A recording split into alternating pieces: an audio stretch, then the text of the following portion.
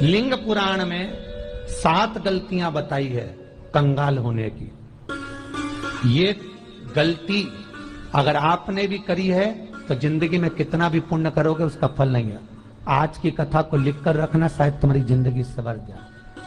लिंग पुराण में 7 गलतियां बताई है व्यक्ति को बर्बाद होने की।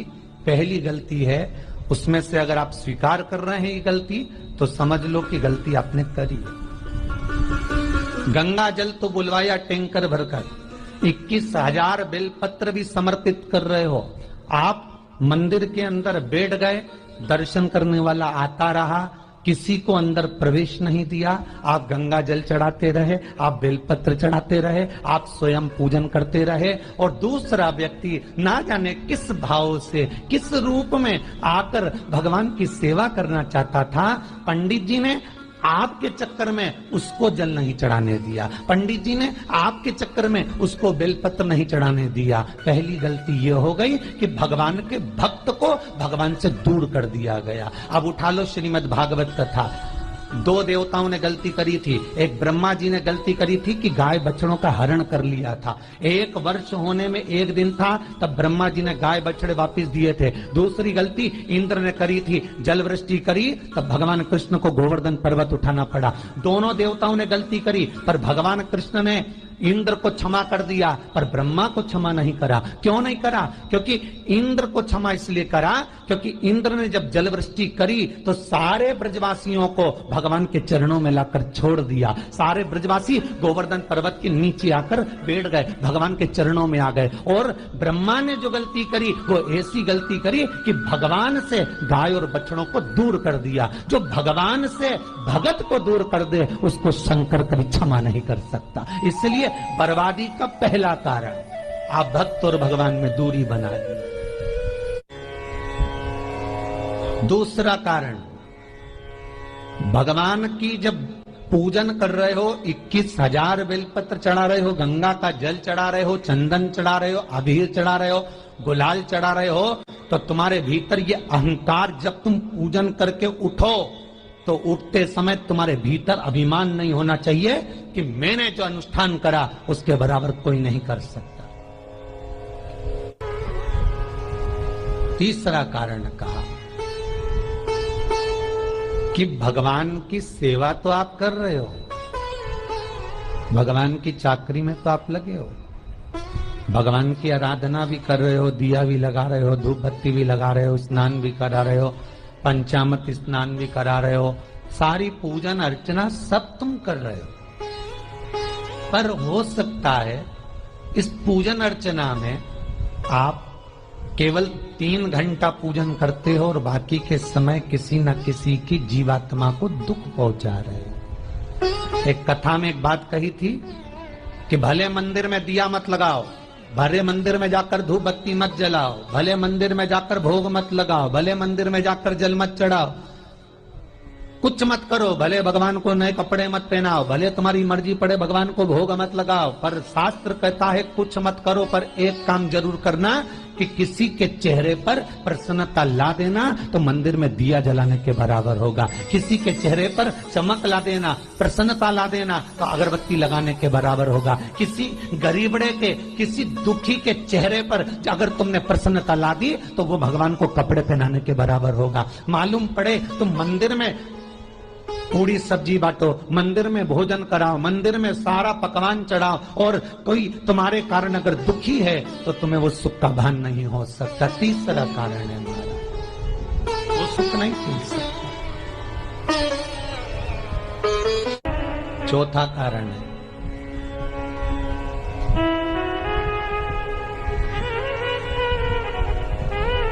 महाराज, जिस मंत्र को पढ़ा जा रहा है, जिस मंत्र का स्मरण किया जा रहा है,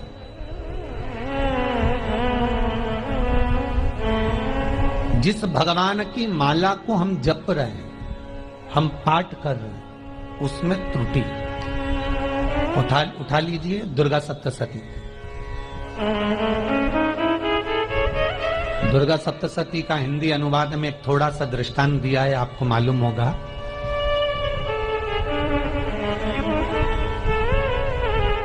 एक जजमान सप्तशती का पाठ कराते थे नवरात्रे में। नवरात्रे पूरे होते थे और उनकी पत्नी मर जाती थी। सप्तशती के अंदर लिखा है, बहुत ध्यान से सुनिएगा। दुर्गा सप्तशती का पाठ कराते थे और पत्नी नवरात्रे के बाद 4 महीना 3 महीने के बाद मर जाती थी। बहुत दुखी था सेठ। एक शादी करी, दूसरी करी, तीसरी करी, चौथी करी, चौथी पत्नी भी मर गई। बहुत दुख हुआ। आज वो गुरुजी के पास चले गए। गुरुदेव, गुरुजी, गुरुदेव, गुरुदेव। गुरुजी बोले क्या हो गया? सेठ जी बहुत दिनों के बाद आ रहे हो, क्या बात है गुरुदेव? मेरे को एक बात समझ में नहीं आती कि मैं नवरात्रे में सप्तशती का पाठ कराता हूँ, देवी जी का यज्ञ करवाता हूँ, माता रानी को चूनर पहनाता हूँ, उनको सुंदर बिछुड़ी, पायल, चुनड़ी सब पहनाता हूँ, कन्याओं का भोजन करवाता हूँ, भंडारा करवाता हूँ, जवारे बोता हूँ, अखंड ज्योत लगाता हूँ, पर नवरात्रि जैसी पूरी होती है उसके 2 महीने 3 महीने बाद मेरी पत्नी क्यों मर जाती है? 4 पत्नियां मेरी मर चुकी हैं, 5वीं मैंने शादी करी है। गुरुदेव आप कृपा करिएगा, कुछ तो बता दीजिए, कुछ करुणा कर दीजिए। गुरुजी बोले जब तू सब कुछ अच्छा कर रहा है, जोत भी जला रहा है, कन्या भोज भी करा रहा है, चुनड़ी भी चढ़ा रहा है, भंडारा भी कर रहा है, जोत भी लगा रहा है, जवारे भी बो रहा है, माता रानी की सेवा भी कर रहा है, अखंड रात्रि व्रत कर रहा है, सब कुछ तूने करा, यज्ञ भी करा, फिर तेरी पत्नी क्यों मर सकती है? ऐसा हो ही नहीं सकता। नहीं गुरुदेव, मेरी 5वीं शादी है गुरुदेव, अब की बार आप कृपा करिए। गुरुजी ने कहा तेरे पंडित जी को अनुष्ठान पर बुला, मैं कमरे में बैठकर सुनूंगा सप्तशती का पाठ, तब मैं ध्यान करूंगा। गुरुजी अंदर के कमरे में जाकर बैठ गए, ब्राह्मण पाठ करना प्रारंभ करा और उसमें बोलना था भय पीड़ा को, हे जगत जननी तू भक्षण कर जा। और ब्राह्मण बोलता था भार्या तू भक्षण, तू मेरी पत्नी को, मेरी भार्या को तू भक्षण कर दे। पंडित जी जैसे ही बोले गुरुजी बाहर निकल कर आ गए।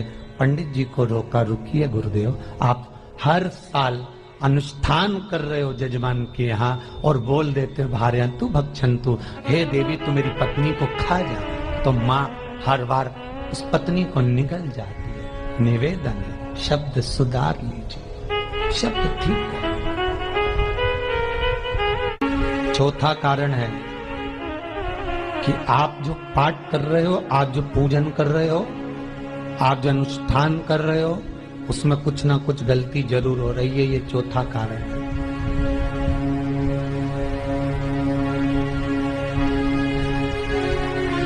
एक बार पूरे घर के लोगों को बिठाओ, अपने घर के लोगों को, मम्मी से पूछना मम्मी तुम कौन कौन सा पाठ करती हो? एक बार मम्मी से पूछे, फिर एक बार पापा से पूछना पापा आप कौन कौन सा पाठ करते हैं सुबह? फिर बहू से पूछना भाभी आप कौन कौन सा पाठ करती हो? फिर छोटी दुल्हन से पूछना छोटी दुल्हन तुम कौन कौन सा पाठ करती हो? भैया आप कौन कौन सा पाठ करते हो? आप कौन कौन सा पाठ करते हो? पूछना। जब घर के अंदर बड़ी बहू अलग तरह का पाठ कर रही है, छोटी बहू अलग तरह का पाठ कर रही है, मंजली बहू अलग तरह का पाठ कर रही है, माँ अलग तरह का पाठ कर रही है, पति अलग तरह का पाठ कर रहा है, तो उसका जो प्रभाव है, कौन सी चीज कहाँ टकरा रही है जिसके कारण घर में रोग इतना है कि कोई सही होने वाला ही नहीं है। अब तुम कहो कि सीवर वाले गुरुजी ने उपाय बताया, हमने बहुत करा, पर सही क्यों? तो सही क्यों नहीं हो रहा है? उसका कारण है या तो बड़ी बहू जो पाठ कर रही, या सास जो पाठ कर रही, या पति जो पाठ कर रहा है, नाते जो भी उस घर के अंदर रहकर जो पाठ अर्चना कर रहा है, उसमें जरूर कुछ ना कुछ ऐसा हो रहा है जिसके कारण वो काम नहीं कर पा रहा। उसमें कुछ ना कुछ गलती हो रही है जिसको तुम समझ नहीं पा रहे, जिसको तुम अपने आप को बहुत विचार करते हो कि मेरे बराबर कोई नहीं कर सकता, मैं शंकर की भगत, मैं राम की भगत, मैं कृष्ण की भगत, मैं जो करती हूँ बहुत अच्छा करती हूँ, मैंने जो किया बहुत अच्छा करा। पर हो सकता है उसी कारण आपको दुख झेलना पड़ रहा है।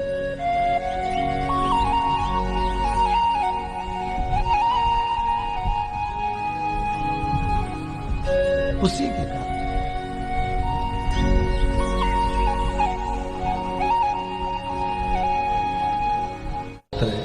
महाराज, हमने जो दान किया, हमने जो पुण्य किया, हमने जो सत्कर्म किया, वो किस जगह पर लगा?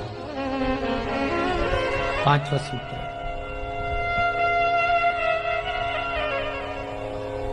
जो आप दान कर रहे हो, जो आप पुण्य कर रहे हो, सत्कर्म कर रहे हो, वो किस जगह पर लगा? ये पांचवा सूत्र। फिर निवेदन करेंगे, गाय, बेटी और लक्ष्मी 50 बार विचार करना, तब किसी को देना। बेटी किसी ऐसे को मत ब्याह देना जो जुआ खेलता हो, मदिरापान करता हो, मांसाहार करता हो, वेश्यावृत्ति करता हो। वो बेटी का सम्मान नहीं करेगा। बेटी रोएगी तो कन्यादान करने वाले को रोना पड़ेगा। दूसरे नंबर पर गौ माता। गाय ऐसे ब्राह्मण को दान मत देना कि ब्राह्मण के घर में खुद रहने की जगह नहीं और गाय को ले जाकर तुमने दे दिया और उस ब्राह्मण ने जब तक दूध दिया बांध कर रखा, एक तगाड़ी बाल्टी साड़ी के चक्कर में ले लिया, सोने के सींग के चक्कर में ले लिया और बाद में वही गाय कसाई के हाथ में बिक गई और कसाई ने काटा तो बद्दुआ तुमको लगी। बेटी, गाय और लक्ष्मी, पैसा भी किसी ऐसे भिखारी के कटोरे में मत दान देना कि जिसने ले जाकर मदिरापान में लगा दिया, जुए में लगा दिया, वेश्यावृत्ति में लगा दिया। अगर जिस भिखारी के कटोरे में पैसा दिया उसने शाम को ले जाकर मदिरापान में, जुए में लगा दिया, तो लक्ष्मी रोती है कि तूने मुझे गलत जगह पर दिया है, इसलिए अब तुझे रोना पड़ेगा। तब व्यक्ति को रोना पड़ता है।